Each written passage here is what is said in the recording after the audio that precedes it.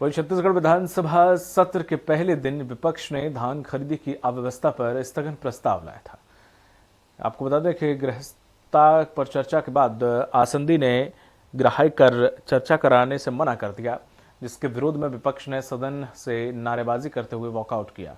जिसके बाद सदन की कार्यवाही मंगलवार 11 बजे तक के लिए स्थगित कर दी गई।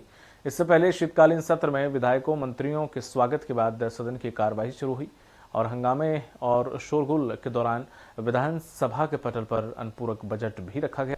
पहले दिन की कार्यवाही में प्रश्नकाल का समय छोटा जरूर रहा, लेकिन हंगामा और जोरदार रहा। भाजपा विधायक सुशांत शुक्ला ने बिलासपुर जिले की जमीन पर अवैध कब्जे का मामला उठाया। सवाल जवाब में मंत्री संतुष्टि भरा जवाब नहीं दे सके। बहस हुई तो बिलासपुर जिले की जमीनों के अवैध कब्जे पर जांच कराने का सदन में भीतर ही ऐलान कर दिया गया। वहीं प्रश्नकाल के बाद धान खरीदी के मुद्दे पर विपक्ष ने सरकार को जमकर घेरा।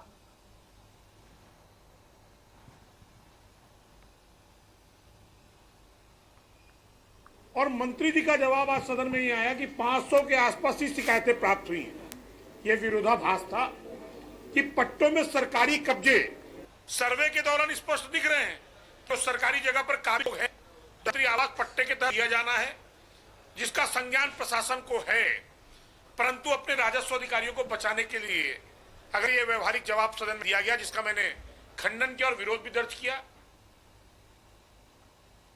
सदस्य ने बताया कि भाई बिलासपुर जिले के लिंगाडी जैसे 8-10 गांव है जहां पे बहुत एक बड़े रकबे पे कब्जा कर लिया गया है और वहां पे बिल्डर्स लोग काम कर रहे हैं। तो हमने कहा कि भैया उसकी पूरी जानकारी हमको दे दे, फिर एक कमेटी गठित करके उसकी हम जांच कराएंगे, कार्रवाई कराएंगे। ये नहीं देखा कि कहीं जल स्रोत है, कहीं है नहीं। काम किसी भी स्तर का होना चाहिए और उसका परिणाम छत्तीसगढ़ की जनता भुगत रही है। प्रधानमंत्री जी की जो सबसे महत्वाकांक्षी योजना है उसको फेल करने के लिए यदि कोई जिम्मेदार है तो वो कांग्रेस शासन है, जिन्होंने पिछले 2 सालों में उस योजना के लक्ष्यों के विपरीत काम किया और ये सरकार उसको सुधारने की कोशिश कर रही है। अब धान खरीदी अधिकांश जगहों में बंद होने के कगार में है। बहुत सारी जगहों में तो बंद हो चुका है, कई जिलों में बंद हो चुका है। अब अधिकांश जगहों में भी धान खरीदी बंद हो जाएगा। वहाँ बोर्ड चस्पा कर दिया गया। अब आज से हमारे यहाँ सातरा में 9 तारीख से ही बोर्ड लगा दिया गया कि धान खरीदी बंद। अब 9 तारीख से लेकर आज हो गया 16 तारीख, 7 दिन हो गया। सरकार उस सोसाइटी में कोई व्यवस्था नहीं की है।